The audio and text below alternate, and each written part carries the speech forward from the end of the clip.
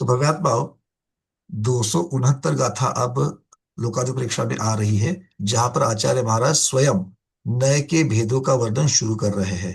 द्रव्यार्थिक और पर्यायार्थिक की चर्चा हो रही है। ये नाम भी हमने सुने हुए हैं। द्रव्यार्थिक पर्यायार्थिक की अपेक्षा से 7 नयों को उसके अंदर गठित करना, जैसे नैगम, व्यवहार और रुजुसूत्र।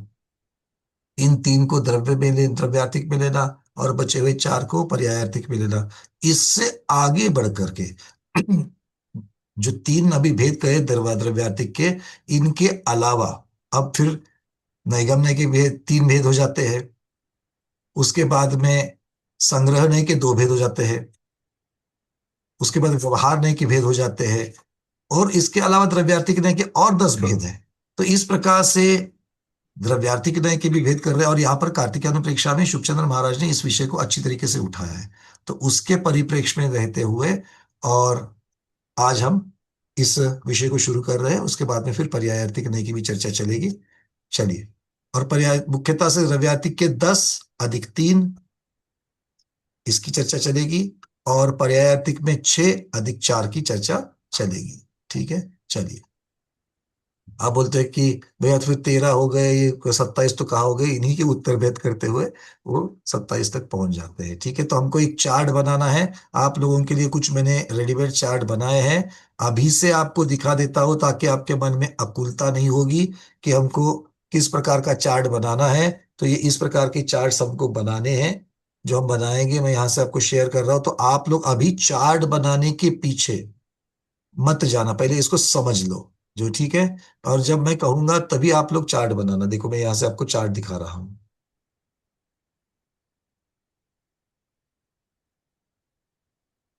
दिख रहा है?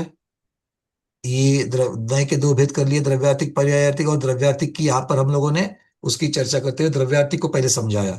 और द्रव्यार्थिक के बाद में फिर हम लोग पर्यायार्थिक को समझेंगे। तो ये पर्यायार्थिक का फिर अलग से भेद बना दिया। ठीक है। तो इस तरीके से हम चार्ट बना देंगे। बट अभी तो आपको पहले समझना है। चलिए। और वो भी कैसे? शुभचंद्र महाराज की जो टीका है उसके परिप्रेक्ष्य करेंगे। पहले 269 गाथा को बोल देते हैं, उसका शब्दार्थ, उसकी संस्कृत छाया, और फिर विषय की तरफ बढ़ेंगे। तैयार हो आप सब लोग? अंदर से खुशी हो रही कि नहीं हो रही है? नए को बहुत डिटेल्स में पढ़ने जा रहे हैं। और कैसे? जैसे अब तक हमने पर्याय को समझा, नो आगम आगम को समझा, वैसे ही इसको भी हम लोग बनाएंगे। चलो, समझेंगे तो जितनी बार चिंतन करेंगे तब समझेंगे। तब तक तो नोट्स जरूर बनेंगे। आचार्य महाराज कह रहे हैं, जो साह दिशा मंडम अविणा भूतम विशेष वेहिम नाना जुत्ति बलादो दवत्थो सोणवो होदी। द्रव्यार्थिक नय का वर्णन इस प्रकार से कर लिया। और पर्यायार्थिक नव के बारे में वो 270 नंबर की गाथा में कह रहे। चूंकि यहाँ पर गाथा 2 लगातार दी है, दोनों को बोल देते हैं। तो एक एक को हम लोग ले लेंगे। जो साहेति विशेषे बहुव्य सामन्न संचुदे सौवे साहन लिंग वसादो पज्जय विषयो नवो होदी। तो 269 में आचार्य कह रहे हैं, जो अर्थात जो नए, चर्चा किसकी चल रही? नए की। जो नए विशेष रूपे ही, विशेष रूप से। अब किसके विशेष रूप से? नए के विशेष रूप से क्या? नहीं, वस्तु के विशेष रूप से। तो जो नए वस्तु को विशेष रूप से अविनाभूतम, अविनाभूतता से, सामान्यम, सामान्य स्वरूप को, नाना जुक्ति बना दो, अनेक प्रकार की युक्ति के बल से, अर्थात लॉजिक से, तर्क से साहदी सिद्ध करता है। सो दव्वथो नवो होदी, वह द्रव्यार्थिक नय है। द्रव्यार्थिक नय की परिभाषा आचार्य महाराज यहां पर दे रहे हैं। जो वस्तु का स्वरूप कैसा है? वस्तु कैसी है? सामान्यम और विशेष रूपे ही। वस्तु कैसे होती है? वस्तु मतलब कौन? वस्तु मतलब कौन? हाँ, अटक गए वापस। नहीं, अच्छा, नहीं अटके। अरविंद जी, वस्तु मतलब कौन? मतलब द्रव्य भी कह सकते हैं। द्रव्य भी कह सकते हैं या द्रव्य ही कह सकते हैं? या द्रव्य द्रव्य द्रव्य? मतलब जीव, पुद्गल, हाँ, वॉट मतलब एवर। सारे द्रव्य जो है, वो जब गुण पर्याय की अपेक्षा से है, तब वो क्या कहलाते हैं? वस्तु कहलाते हैं। तो द्रव्य को ही यहाँ पर वस्तु कह दिया है, क्योंकि वस्तु कैसी होती है? स्वभाव सहित होती है। और हमारे पास द्रव्य कैसा है? वो भी स्वभाव सहित है। ठीक है। और वस्तु का क्या किया जाता है? कथन किया जाता है। वो कथन करने योग्य है, और इसीलिए द्रव्य भी कथन करने योग्य है। तो द्रव्य क्या हो जाता है? वस्तु। वस्तु और द्रव्य ये हमको चिंतन के लिए पर्यायवाची में ले लेना है। ठीक है। तो द्रव्य कैसा होता है? वस्तु कैसी होती है? सामान्य विशेषात्मक होती है। इसका अर्थ क्या करेंगे डॉक्टर शैला दीदी? वस्तु सामान्य विशेषात्मक होती है, इसका अर्थ क्या करेंगे? मतलब जो सामान्य है वो विशेष नहीं है, ऐसा? बिल्कुल, जो सामान्य है वो विशेष नहीं, और जो विशेष है वो सामान्य नहीं। सामान्य नहीं। मतलब क्या विचार करूं मैं? जो वस्तु सामान्य विशेषात्मक है। मनीषा दीदी कह रही कि गुण, बाकी का आप देख लो। एक शब्द बोल करके छोड़ दिया, बाकी आप समझ लो। आप समझदार हो भैया, आप समझ लो। हाँ रेखा दीदी, क्या है सामान्य विशेषात्मक है? मतलब क्या है? सामान्य ने वस्तु में सामान्य ने कुछ वस्तु में समानता पाई जाती है। बहुत सुंदर, मैं इस शब्द को सुनने के लिए रुका था। और कुछ सामान्य मतलब वस्तु में समानता की अपेक्षा से कुछ स्वभाव होता है, और विशेष मतलब उस वस्तु में ऐसा कुछ पाया जाता है जो अन्य में नहीं पाया जाता। इसी को हम, जैसे मनीषा दीदी ने बता दिया, गुण, सामान्य गुण और विशेष गुण। तो सामान्य गुण क्या है? समानता से पाए जाते हैं विभिन्न वस्तुओं में, वो सामान्य गुण है। और ऐसे उस वस्तु के अपने कुछ विशेष है। विशेष कौन से है? जो समान नहीं, मतलब सामान्य नहीं है या बाकी में नहीं पाए जाते। समझ में आ गया? ये वस्तु सामान्य विशेषात्मक दिमाग में ही होना चाहिए। तो वस्तु के सामान्यता, सामान्य धर्म कौन सा है वस्तु का? अब मैं यहां पर गुण शब्द नहीं लगा रहा हूं। वस्तु का सामान्य धर्म क्या है? मतलब सभी वस्तु में पाया जाना चाहिए। लीला दीदी, सभी वस्तुएं, छह द्रव्य की चर्चा हो रही है, तो उसमें जिसमें समानता वो क्या सभी है? छह जिसमें वो सभी छह गुण पाए जाते हैं, अस्तित्व, वस्तुत्व, प्रमेयत्व। तो वो वो वो जो छह वो गुण वो, है, वो सामान्य है। तो थोड़ा उसका कुछ वर्णन कर लो। और क्या है? मतलब जो डॉक्टर शैला जी, नित्यता, छह ध्रुव नित्यता रहती है। देखो आप सामान्य गुण और विशेष गुण की जो चर्चा करते हो, उस अपेक्षा से तो आपने द्रव्यत्व, प्रमेयत्व आदि आदि आदि चीजें कह दी। ठीक है। किंतु यहां पर हम वस्तु की चर्चा कर रहे हैं, अकेले द्रव्यता की अपेक्षा से उसको तरफ नहीं देख रहे हैं। तो हमें क्या, इनके बावजूद हमें सभी वस्तुओं में नित्यता अनित्यता दिखती है, भेदता अभेदता दिखती है। अब इसके ऊपर भी चिंतन करना शुरू कर लो, ये भी हमारे दिमाग में आने चाहिए। ठीक है। और विशेष के लिए तो कोई जरूरत नहीं, वो आपको सबको पता है। चेतनत्व हो, मूर्तित्व हो, अमूर्तित्व हो, अचेतनत्व हो, है ना, गति हेतुत्व हो, स्थिति हेतुत्व हो, अवगाहनत्व हो, वर्तना हेतुत्व हो, तो ये सारी जो है विशेष बातें भी बताती है। तो आचार्य महाराज क्या कह रहे हैं? जो नए वस्तु के, और वस्तु का स्वरूप कैसा है? सामान्य और विशेषात्मक है। विशेष के बिना सामान्य नहीं होता। इस प्रकार युक्ति के बल से सामान्य को साधने वाला द्रव्यार्थिक नय है। अर्थात वस्तु भले सामान्य और विशेषात्मक है, किंतु उसके सामान्य का कथन करने वाला, उसकी सामान्य पने को, समान पने को आगे लाने वाला, प्रधान करने वाला, उसका हाईलाइट करने वाला, उसका कथन करने वाला जो नय है, वो क्या है? क्योंकि नय क्या करेगा? सभी चीजों का वर्णन करेगा क्या एक साथ? नहीं, वो तो एक धर्म का ही करेगा।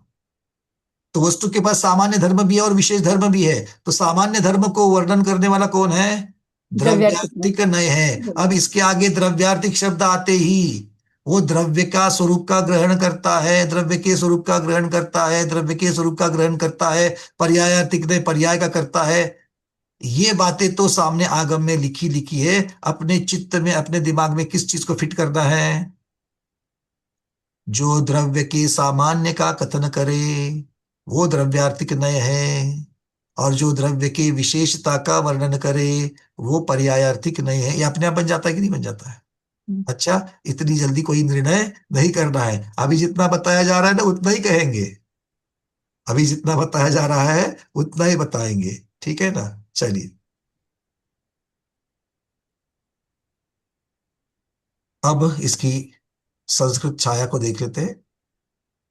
यह कथयति सामान्यम अविनाभूतम विशेष रूप है। अब यहां पर यह कथयति, जो कथन करता है किसका? सामान्य का। और सामान्य कैसा है? जो विशेष का अविनाभूत है। नाना युक्ति बलात् द्रव्यार्थः स नयः भवति। और ये कैसे कहता है? नाना प्रकार की युक्ति दे करके उसका कथन करता है। तो जो है वो द्रव्यार्थ, अर्थात ये द्रव्यार्थिक नहीं, ये आचार्य महाराज कह रहे हैं। अब शुभचंद्र स्वामी क्या कह रहे हैं देखो।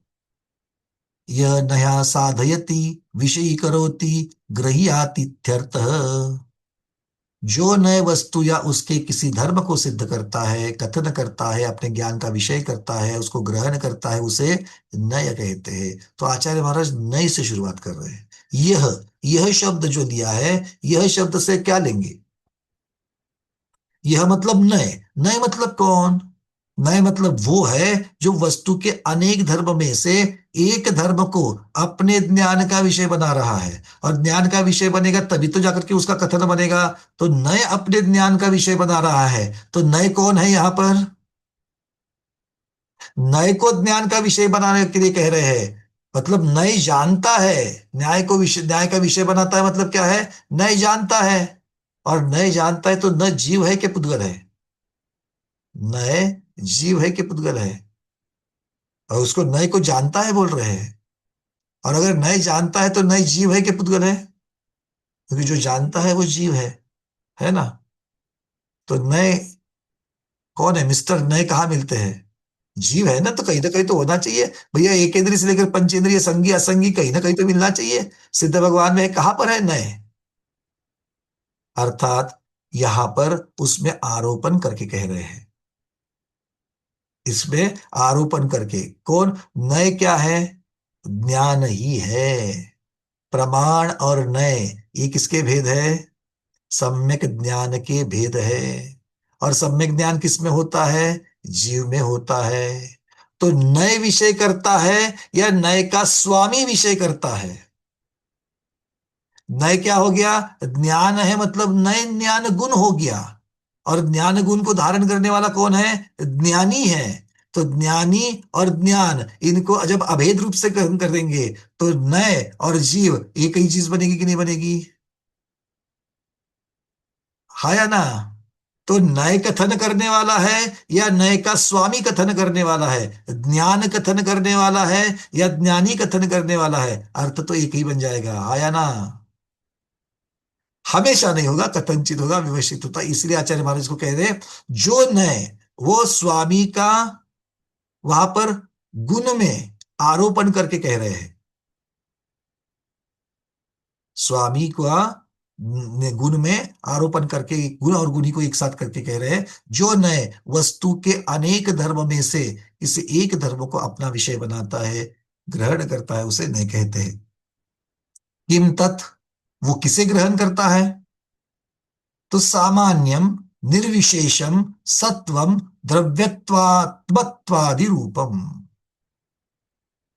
अब चर्चा किसकी चल रही है? एक ऐसे नए की चर्चा चल रही है जिसका नाम आगे बताएंगे। ये कौन है? हाँ भैया, ये किसे ग्रहण करता है? तो बोले सामान्य को। क्यों? वस्तु के पास सामान्य स्वरूप भी है, सामान्य धर्म भी है और विशेष धर्म भी है। उसमें से एक को ग्रहण करेगा। किसको ग्रहण करता है? सामान्य को ग्रहण करता है। सामान्य मतलब जो समानता पाई जाती है उसमें। अब समानता किसमें पाई जाती है? जब हम भेद रूप कथन करेंगे तब समानता दिखती है, या अभेद रूप कथन करेंगे तब समानता दिखती है? सुनीता दीदी क्या लगता है? वेद रूप कथन करेंगे जब समान होता है। भेद रूप कथन करेंगे तो समानता दिखती है। देखो, मैं भेद रूप कथन कर रहा हूं, यहाँ पर हमारे स्वाध्याय बैठे हुए हैं, तो किसी ने चश्मा पहना है, किसी ने चश्मा नहीं पहना। ये मैंने भेद रूप कथन किया कि नहीं किया? किया। है ना?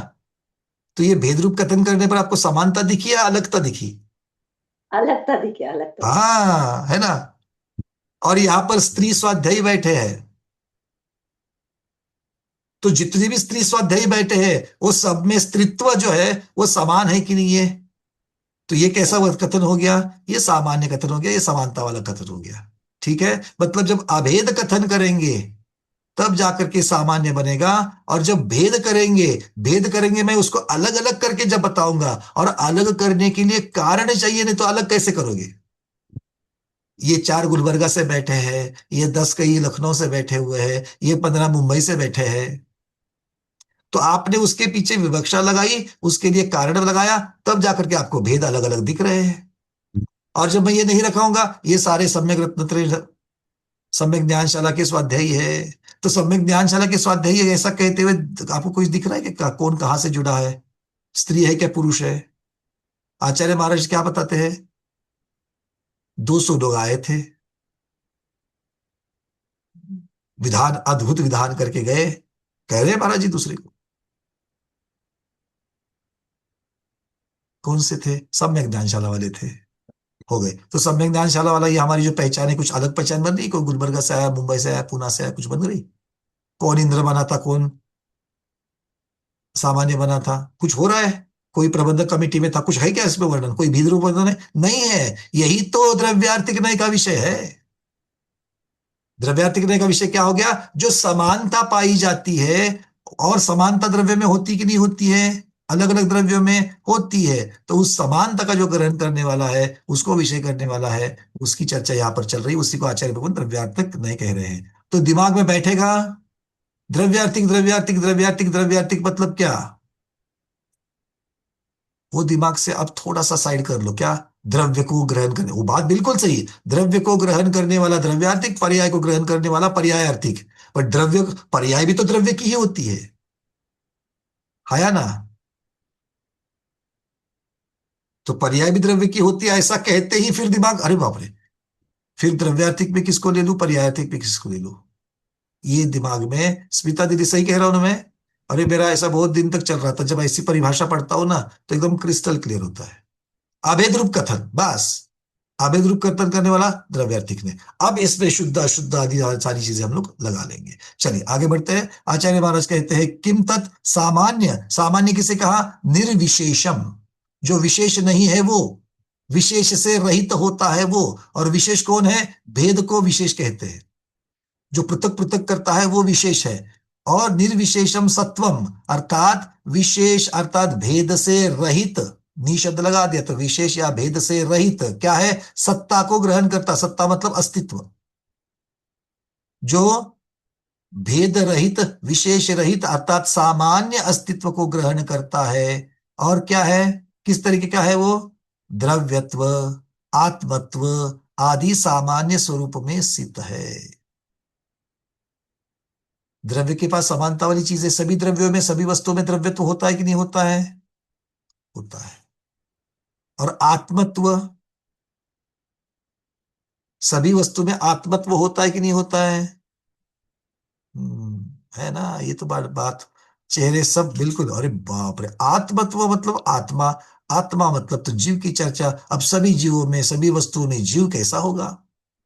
अभी अभी तो चर्चा चल रही थी कि सारे द्रव्य जो है वो वस्तु है, फिर धर्म द्रव्य अधर्म द्रव्य वो भी वस्तु है, उसमें आत्मत्व आएगा क्या? नहीं। क्या बात है? आत्मत्व, त्व मतलब स्वभाव हो गया, है ना? त्व तत्व मतलब स्वभाव, भाव हो गया। और आत्म मतलब, आत्म शब्द का अर्थ हमेशा आत्मा ही करेंगे। स्व चतुष्टय, आत्मत्व शब्द का अर्थ क्या करेंगे यहां पर? स्व चतुष्टय। तो प्रत्येक वस्तु जब देखा जाएगा तो प्रत्येक वस्तु का स्वतंत्र अस्तित्व है कि नहीं है? और अस्तित्व सभी वस्तुओं में मिलेगा कि नहीं मिलेगा? तो सभी वस्तुओं में जो अस्तित्व है, अस्तिपना है, वही आत्मत्व है। किसकी अपेक्षा? उस वस्तु की अपेक्षा से वह आत्मत्व है। लीला दीदी, आपका अपना आत्मत्व है कि नहीं है? सोफे का अपना आत्मत्व है कि नहीं है? दूध के बर्तन का अपना आत्मत्व है कि नहीं? अब देखो, अब आत्मत्व शब्द को लगाते चलो, सबके आत्मत्व दिखेंगे कि नहीं दिखेंगे, मतलब सबका स्वतंत्र अस्तित्व है, किंतु स्वतंत्र अस्तित्व जरूर है। भाई जब उस स्वतंत्र अस्तित्व की तरफ, स्वतंत्रता की तरफ देखूंगा तो मुझे भेद दिखेंगे, अलग अलग दिखेंगे सारे, किंतु सब में आत्मत्व है, सब में अस्तित्व है। तो अस्तित्व क्या हो गया? समान हो गया, सामान्य हो गया। क्लियर है? तो आचार्य महाराज कह रहे हैं कि नय किसे ग्रहण करता है? सामान्य को। सामान्य कैसा होता है? तो जो विशेष से रहित होता है, अर्थात नय, कौन सा नय? द्रव्यार्थिक नय। वो विशेष से रहित सामान्य अस्तित्व को, सामान्य सत्ता को ग्रहण करता है। और वो सामान्य सत्ता कैसी है? वो वस्तु में द्रव्यत्व, आत्मत्व आदि आदि आदि रूपों में है। ठीक है? कठिन जा रहा है समझने को? अगर तरीके से अंदर घुसोगे, क्या है ना, रास्ता बिल्कुल छोटा है। रास्ता कैसा है? बिल्कुल छोटा है। तो इसीलिए जैसे बताया गया है वैसे ही अंदर प्रवेश करके आगे आगे आगे आगे बढ़ते जाओगे तो पार हो जाओगे। और बीच में ही इधर उधर देखोगे तो क्या होगा? अरे अटक जाओगे, उस संकरे रास्ते में अटक जाओगे। और अटक जाओगे तो सांस भी नहीं चलेगी, सांस भी नहीं चलेगी तो सफोकेशन होगा। अरे बाप रे भैया, घुटन हो रही, घुटन हो रही, घुटन हो रही, भागे, उल्टे पाव आ जाओगे। चले आगे। हाँ, अभी बीच में लेकर के चला हूं ना, तो आगे तो लेके जाना पड़ेगा। उल्टे जाने का रास्ता बंद कर दिया है। आगे क्या कहते हैं देखो, तत्कीदृशम सामान्यम। अब प्रश्न किया जा रहा है वो कैसा है? वो मतलब वो जो सामान्य सामान्य सामान्य जो कह रहे हैं, वो सामान्य किस प्रकार का है? आचार्य महाराज कहते हैं विशेष रूपा, अविनाभूत जीवास्तित्व, पुद्गलास्तित्व, धर्मास्तित्व आदि स्वभावे अविनाभूतम एकैक मंत्रेण न भूयते स्म इत्याविनाभूतम सह भूतम इत्यर्थः। वो कह रहे हैं वो सामान्य कैसा है?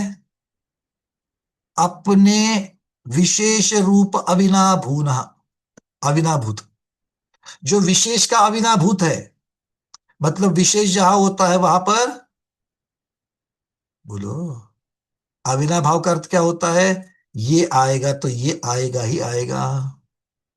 तो अगर विशेष होता है तो सामान्य होता है, तो विशेष का अविनाभूत है ना? दिमाग में प्रश्न आता है, भैया सामान्य की चर्चा करनी है, ये नहीं किसको ग्रहण कर रहा है? सामान्य को कर रहा है। हर एक जगह पर विशेष विशेष विशेष बीच में क्यों ला रहे हो? क्यों स्मिता दीदी? पूछना पड़ेगा ना। वो इसलिए क्योंकि एकांत ना बने। आचार्य महाराज स्मिता दीदी का वर्णन कैसे कर रहे हैं? वो स्मिता दीदी जो डॉक्टर मैना दीदी नहीं है, वो स्मिता दीदी जो डॉक्टर मैना दीदी नहीं है, वो स्मिता दीदी जो डॉक्टर मैना दीदी नहीं है। इसका अर्थ क्या हो गया? आप कथन किसका करोगे? स्मिता दीदी का करोगे, किंतु ये मत भूलना कि वहां पर डॉक्टर मैना दीदी है। समझ में आ रही बात? सामान्य सामान्य सामान्य सामान्य सामान्य कहते गए, एकांत मत बनाना कि वस्तु में सिर्फ सामान्य होता है। वस्तु में विशेष भी होता है, उस विशेष को गौण करके सामान्य, विशेष को गौण करके सामान्य, विशेष को गौण करके सामान्य। मतलब क्या हो गया? वहां पर विशेष भी है किंतु हम सामान्य को देख रहे हैं। क्लियर है? इसीलिए सामान्य को विशेष का अविनाभूत बता दिया।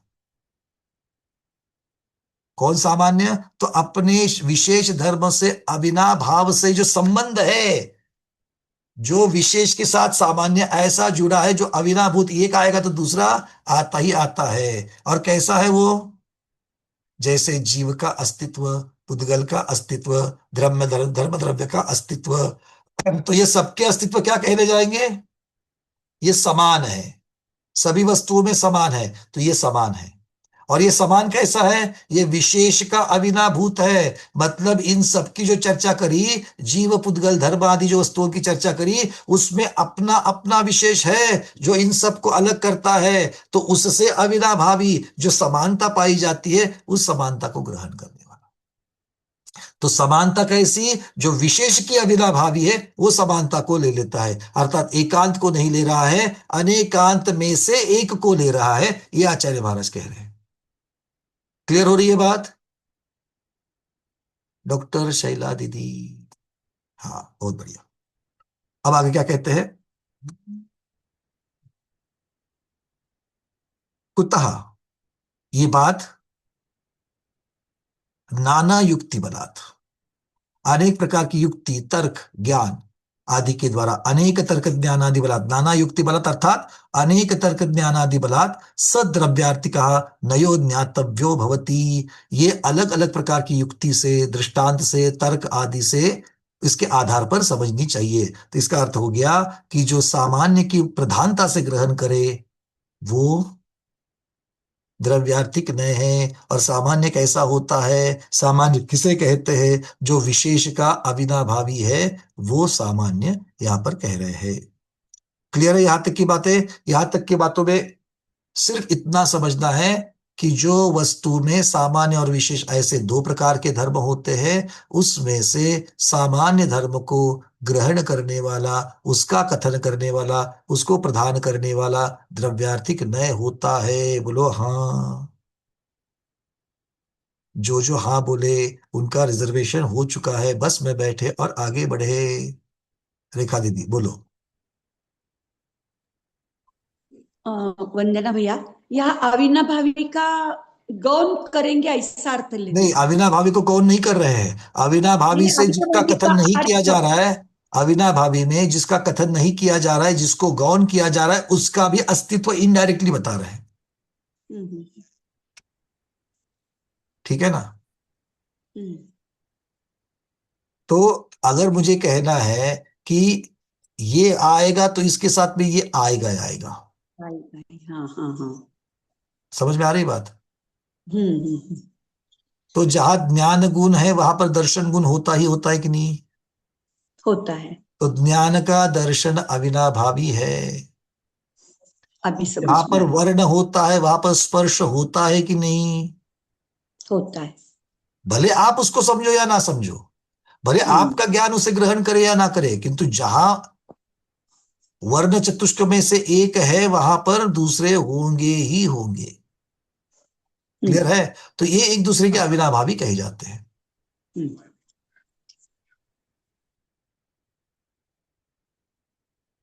जैसे कि अभी कहा था ना कि ज्ञान है तो दर्शन है। ऐसा कोई भी चीज दुनिया में, कोई भी चीज दिखाइए मुझे कि जहां पर ज्ञान तो है किंतु दर्शन नहीं है।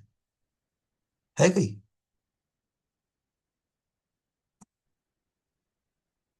ऐसा क्यों? ज्ञान है तो दर्शन है, ऐसा क्यों होता है? एक चिंता विषय से थोड़ा सा हटके है, बट क्यों? जहां ज्ञान होता है वहां दर्शन होता है, ऐसा क्यों कह रहे हैं? कोई तो बोलो। रविंद्र जी, जहां ज्ञान है वहां पर दर्शन है, ऐसा क्यों कह रहे हैं? क्योंकि दर्शन के सिवाय ज्ञान होगा नहीं। ये तो निर्णय हो गया, हमें कारण चाहिए। अविनाभावी है दर्शन का। अविनाभावी ये निष्कर्ष निकला। देखो, ये प्रश्न पूछने का यही अर्थ है कि इसका उत्तर कैसे निकाले। हमें हाँ, उत्तर कैसे निकाले मतलब हमारी विचारधारा किस तरीके से चलनी चाहिए, चिंतन कैसे चलना चाहिए। कुसुम दीदी। वंदना भैया जी, ज्ञान जब भी होगा दर्शन पूर्वक ही होगा, ये इसलिए निर्णय हो गया दीदी आपका। दर्शन पूर्वक होगा, इसलिए ज्ञान अविनाभावी है दर्शन का, तो ये दर्शन तो का। निर्णय हो गया ना, ये आगम में जो हमको बताया गया है उसका निर्णय हमने बता दिया। आगम में निर्णय आ गया इसका, पर आगम में इसका कारण भी दिया है। ऋतु दीदी। वंदना भैया जी, ऐसा कह सकते हैं कि मति ज्ञान पूर्वक ही श्रुति ज्ञान होता है। तो मति ज्ञान हुआ पहले इंद्रिय के द्वारा, वो श्रुति में बैठा तो श्रुति ज्ञान हुआ, क्योंकि अगर वो आप मति दर्शन से ज्ञान की पूर्वक ही चर्चा ज्ञान करो होता तो केवल ज्ञान में ये घटित नहीं होगा, क्योंकि आप अकेले मति ज्ञान की चर्चा कर रहे हो। मैं तो कहता हूँ केवल ज्ञान में भी जहां ज्ञान है वहां पर दर्शन है ही है। आपके उत्तर में सिर्फ जितने जहां जहां पर बस कुछ कमी रह रही मैं उतना बता रहा हूं, मतलब उसको अभी तक नहीं ले सकता मैं। अरविंद जी बोलो, आप सही जा रहे हो सब लोग। वरना भी ये वस्तु का स्वभाव ही है, तो दोनों साथ में ही रहेंगे मतलब। वस्तु का स्वभाव है। अब थोड़ा सा इसको एलैबोरेट कर लो, बहुत अच्छी तरीके से जा रहे हो। थोड़ा सा इसको स्मिता दीदी, स्मिता मेहता दीदी बोलिए। वस्तु में अनंत गुण रहते हैं, तो वो उन अनंत गुण होने की वजह से वो एक साथ रहते हैं या रह सकते हैं, ऐसा तो एक इसलिए वो साथ रहते हैं। अविनाभावी अब हो इस सकते हैं। उत्तर में कहीं पर भी ज्ञान के साथ दर्शन अविनाभावी है, इसको सिद्ध करने वाली क्या बात है? निशा दीदी। स्वभाव, स्वभाव। वंदना भैया जी, ज्ञान और दर्शन उसके गुण है, गुण है वो उसमें है ही। ज्ञान और दर्शन गुण जहाँ है, तक तो जहां ज्ञान है वहां दर्शन है, इसके साथ में फिर तो जहां ज्ञान है वहां पर द्रव्यत्व भी गुण है। तो जहां ज्ञान है वहां द्रव्यत्व है, जहां द्रव्यत्व है वहां ज्ञान है, ऐसा कहना पड़ेगा। और उसको अगर मैं अविनाभावी बनाऊंगा तो फिर वो पुद्गल में भी बात घटित करनी पड़ेगी, क्योंकि पुद्गल में भी द्रव्यत्व है तो पुद्गल में भी ज्ञान आ जाएगा। हेमांगी दीदी, बिना दर्शन ज्ञान होता ही नहीं है, मतलब दर्शन पूर्वक ही ज्ञान होता है। ये निर्णय हो गया आपका, डंके की चोट पर निर्णय, बिल्कुल सही है, बट निर्णय हो गया, ये कारण नहीं हुआ। इसके कारण मीमांसा क्या है इसकी? भाई दोनों ऐसा कह भी सकते हैं एक कि ही चेतना, चेतना गुण की पर्याय है। दोनों भी क्या है? हम्म। ज्ञान और दर्शन क्या है? चेतना एक गुण की ही पर है। चेतना गुण की पर्याय है, ये कारण है। तो इसलिए ये आएगा तो ये उसके साथ अविनाभावी आएगा। क्यों? क्योंकि स्वरूप है। पर्याय है मतलब क्या है? वो एक ही चीज से जुड़े हुए हैं, और एक ही चीज के दो क्या बन जाएंगे? पर्याय। तो जब एक ही अभेद रूप से जब उसको करो तो चेतना बनती है, भेद रूप करो तो ज्ञान दर्शन बनता है, तो ये एक दूसरे के अविनाभावी हो जाएंगे। कारण समझ में आ गया? एक ही एक सिक्का है मेरे पास, उस सिक्के का हेड आएगा तो टेल आएगा कि नहीं आएगा? छापा आएगा तो उसके साथ कांटा अपने आप आएगा कि नहीं आएगा? कि छापा पहले आएगा कांटा 4 दिन के बाद आएगा? ऐसा क्यों है? छापे के साथ कांटा क्यों आता है? वही उत्तर लगेगा ज्ञान के साथ दर्शन आने के लिए, कारण। सही। ठीक है, चलिए बहुत बढ़िया। अब हैंड्रेस हटा दो, आगे बढ़ते हैं थोड़ा सा। मैं इतना सा चाहता हूं कि आप लोगों का विचार जब भी आप चिंतन करो इस डायरेक्शन में करो, कारण कार्य।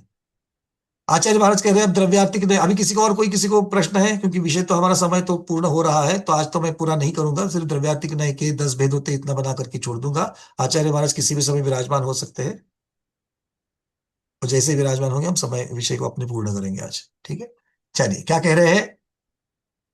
द्रव्यार्थिक नय के अब 10 भेद बता रहे हैं, तो नय के तो 2 भेद कर लो। सबसे पहले नय के कितने भेद कर लो? 2 भेद कर लो। अब अपने अपने कॉपियां खोल लो। माता जी विराजमान हो चुके, सब लोग दर्शन भी कर लेते तब तक। होस्टिंग दे रहा हूं मैं। जय वारिका रत्न रत्नमती माता जी की जय। योग शुद्धि पूर्वक वंदामी वंदामी वंदामी माता। मैं यहाँ से स्पॉटलाइट कर रहा हूँ माता जी को।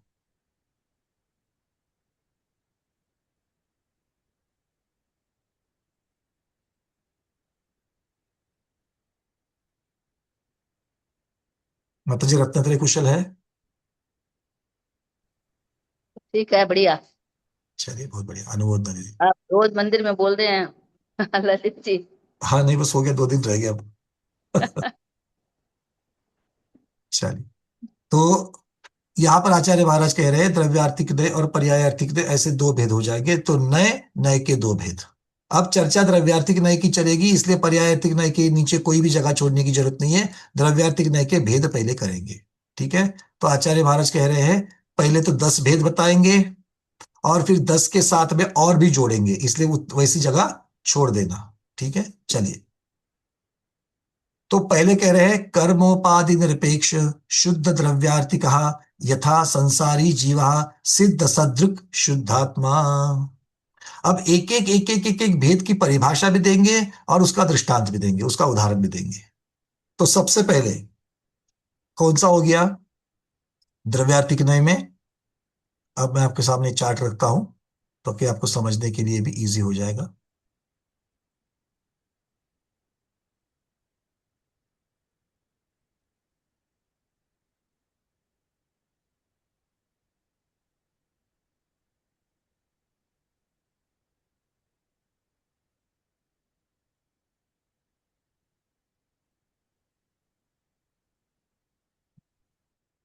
दिख रहा है सबको?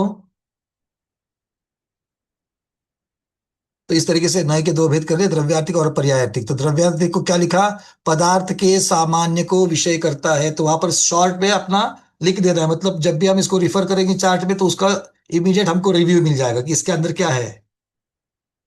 पदार्थ के सामान्य को, सामान्य मतलब क्या है? अभेद रूप। अभेद रूप को विषय करता है।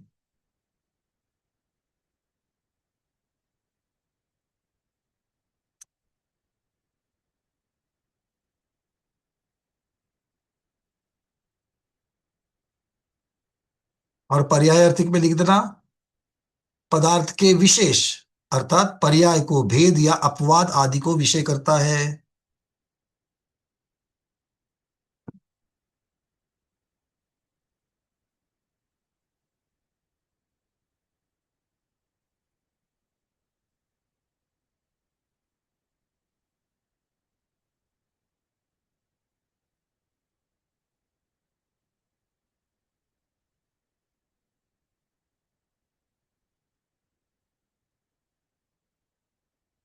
यहां पर भेद अभेद शब्द को और थोड़ा सा आगे, ये यहां पर स्थूलता से कहा गया है। आगे चल करके आपको द्रव्यार्थिक में अभेद भी दिखेगा, भेद भी दिखेगा, किंतु वो भेद अलग तरीके से दिखेगा। इसलिए सामान्य को विषय करने वाला और विशेष को विषय करने वाला, यही परिभाषाएं रख देना, सामान्य को विषय करने वाला और विशेष को, नहीं तो फिर कंफ्यूजन आगे भी हो जाएगा। चलिए आगे बढ़ते हैं। अब सबसे पहले द्रव्यार्थिक का भेद कर लो। शुद्ध द्रव्यार्थिक, द्रव्यार्थिक का पहला भेद कौन सा है? शुद्ध द्रव्यार्थिक।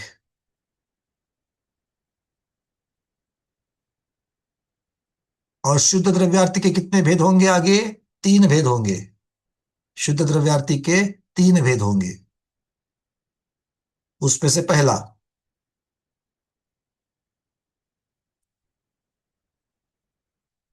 तो शुद्ध द्रव्यार्थिक को 1 कहना, और नहीं, द्रव्यार्थिक को हमने द्रव्यार्थिक के 10 भेद कर दिए, 1 2 3 4 इस प्रकार से करेंगे, तो उसको 1 2 चंबर देंगे। और एक के जो उत्तर भेद होते हैं उसको 1.1 1.2 1.3 ऐसा भी कर सकते हैं, आपको जैसा भी सुविधा हो। शुद्ध द्रव्यार्थिक का पहला भेद। चलिए, आचार्य महाराज कह रहे हैं कर्मोपाधि। अब थोड़ा सा चलते हैं कहां पर, जहां पर ये टीका बनाई गई है।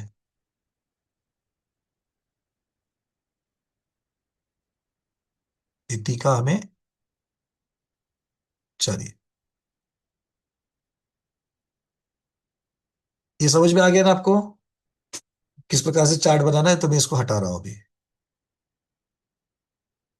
चलिए, और पहला है, आज क्या कह दिया? पहला कर्मोपाधि निरपेक्ष शुद्ध द्रव्यार्थिक। तो शुद्ध द्रव्यार्थिक के अंडर पहला लगा देना।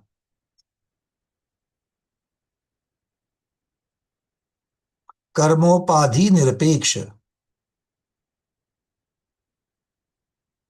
अब इसमें क्या होता है, थोड़ा सा वर्णन लिख लेते हैं।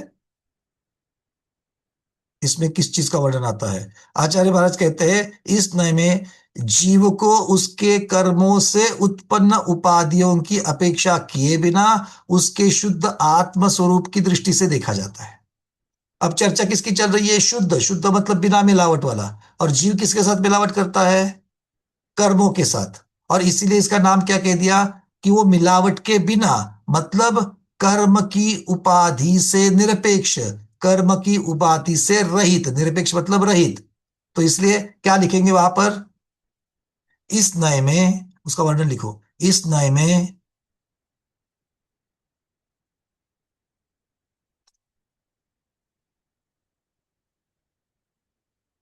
जीव को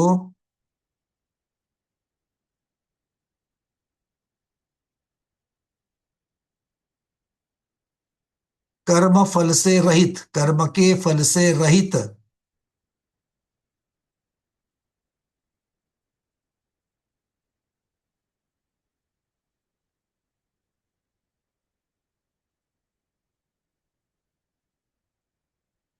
शुद्ध आत्म स्वरूप की दृष्टि से देखा जाता है।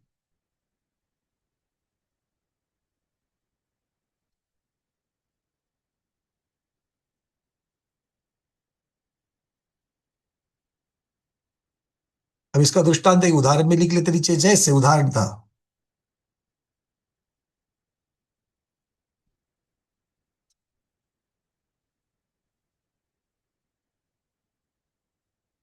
संसारी जीव भी, संसारी, उदाहरण लिख लेना, संसारी जीव भी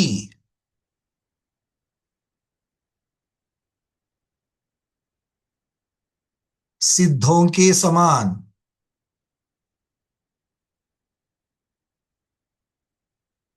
सिद्धों के समान शुद्ध आत्मस्वरूपी है।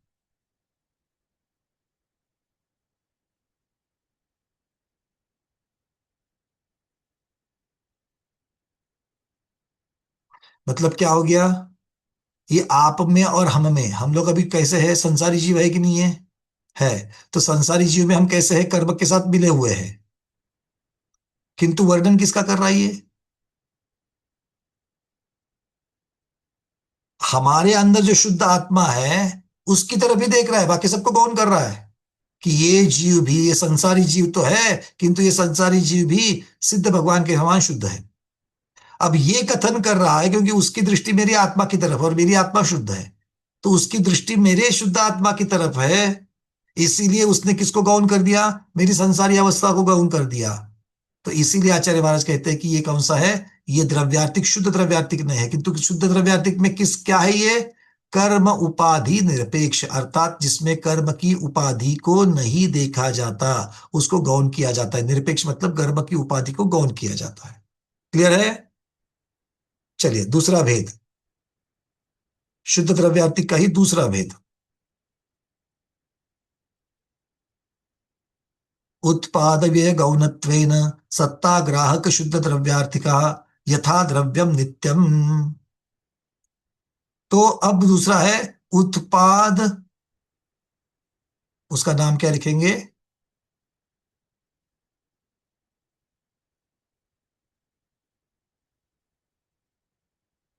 सत्ताग्राहक करेंगे इसको, इसका नाम लिखेंगे सत्ताग्राहक शुद्ध द्रव्यार्थिक नय, सत्ताग्राहक शुद्ध द्रव्यार्थिक नय।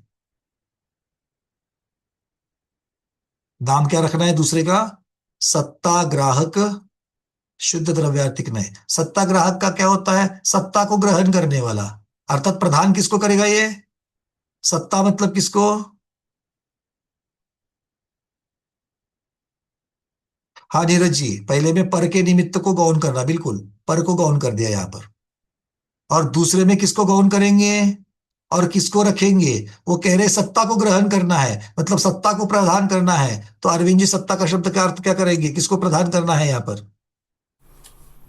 वरना भैया जी, जो कर्म हमारे जो सत्ता में है उनको प्रदान करेंगे। नहीं नहीं नहीं, उसकी चर्चा नहीं चलेगी यहां पर, स्मिता दीदी। अस्तित्व, अस्तित्व को ग्रहण करना, अस्तित्व मतलब इसको क्या सत्व, कहेंगे, सत्व, अंजलि दीदी चिंचवड़? सत्व, सत्व पण म्हणतात ना भैया, द्रव्य, उसको मतलब द्रव्य उसको को, समझे, हाँ द्रव्य जो मूल हाँ, गुण है उसकी सत्ता। ध्रुवता जो है, क्योंकि हमें देखो, हाँ हमें चर्चा किसकी करनी है, वस्तु की करनी है, तो वस्तु की ध्रुवता को, उस वस्तु की ध्रुव, वस्तु में उत्पाद व द्रव्य तीन चीजें हैं, उसमें से द्रव्यता है, द्रव्यता मतलब उसका हमेशा अस्तित्व बना रहना, और उसी को सत्ता बनी रहना कहते हैं। तो सत्ता कहो, सत्व कहो, ये सारी चीजें ध्रुवता की अपेक्षा है। तो ये जो ध्रुवता है, उसकी नित्यता है, उसको प्रदान करेगा। अब उसको प्रदान करेगा मतलब किसको गौण करेगा, उत्पाद व्यय को गौण करेगा, है ना? तो इसीलिए इसका स्वरूप कैसा होगा, अब इसका नाम लिख लिया आपने, सत्ता ग्राहक शुद्ध द्रव्यार्थिक ने। अब इसका स्वरूप लिखो,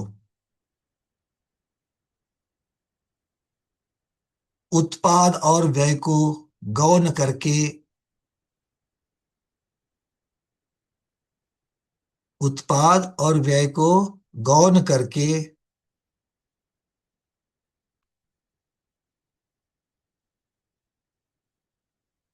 द्रव्य की सत्ता को, सत्ता ब्रैकेट में लिखना ध्रुवता, नित्यता, उत्पाद और व्यय को गौण करके द्रव्य की सत्ता ब्रैकेट में लिखना ध्रुवता, नित्यता ब्रैकेट कंप्लीट, को ग्रहण करने वाला,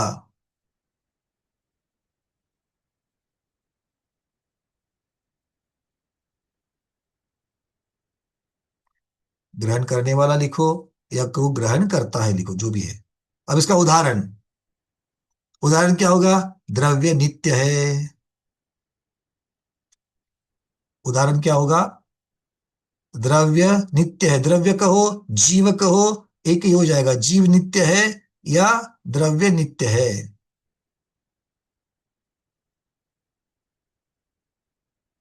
तो क्या द्रव्य नित्य ही है, नहीं, द्रव्य नित्य भी है, और भी है इसलिए ये नय बन गया, ठीक है, क्योंकि उसके अविनाभावी किसका है, नित्यता किसके अविनाभावी है, रजनी दीदी, नित्यता किसके अविनाभावी है, वंदना भाई, अनित्यता की। अनित्यता की, मतलब जो अनित्यता को गौण कर देगा और नित्यता को उजागर कर देगा, ऐसा ये नय है। बहुत बढ़िया। अब तीसरा, तीसरे का नाम लिखना है भेद कल्पना निरपेक्ष। तीसरे का नाम क्या है? भेद कल्पना निरपेक्ष।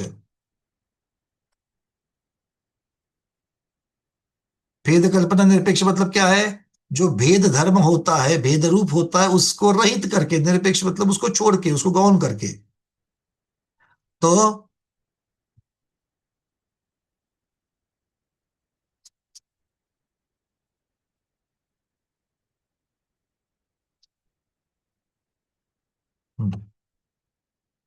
द्रव्य के गुण और पर्याय, द्रव्य के गुण और पर्याय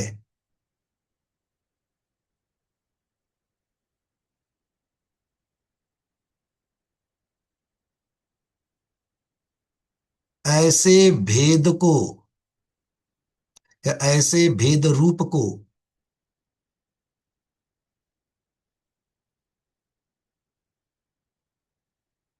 ऐसे भेद रूप को गौण करने वाला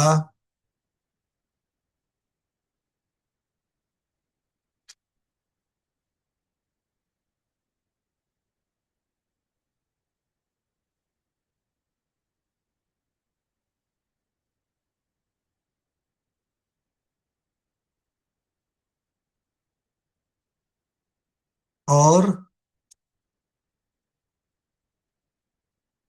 और द्रव्य गुण पर्याय को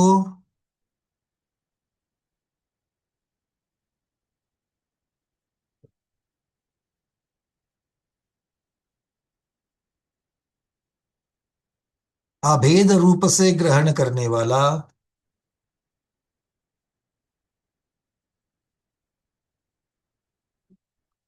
भेद रूप से अभेद रूप से ग्रहण करने वाला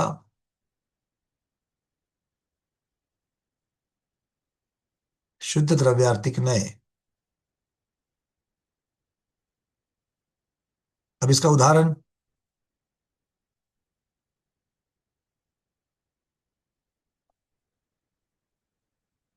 उदाहरण क्या होगा?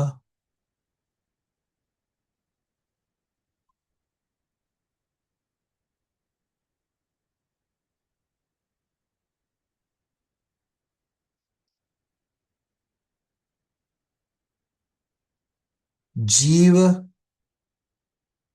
अपने गुण पर्याय से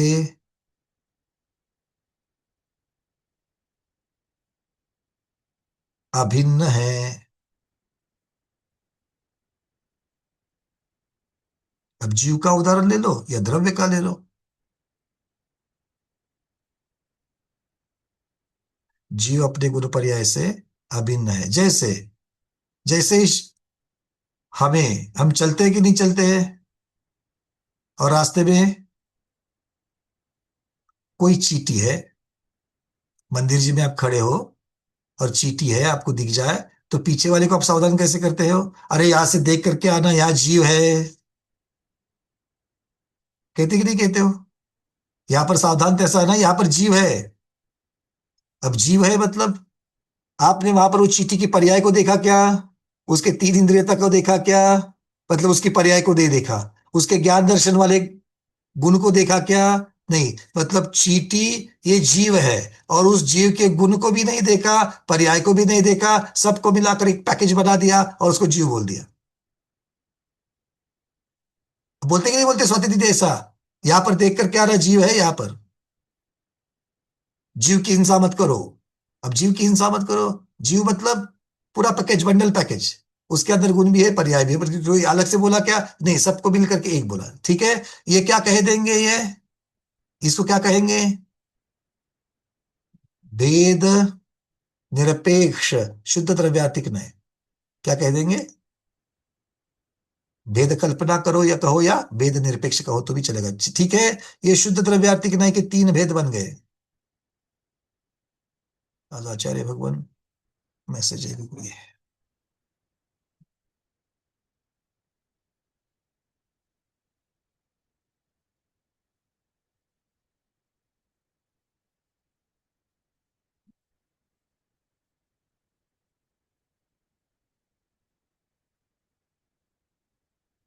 नहीं, चलिए वो विराजमान होने तक आगे बढ़ेंगे।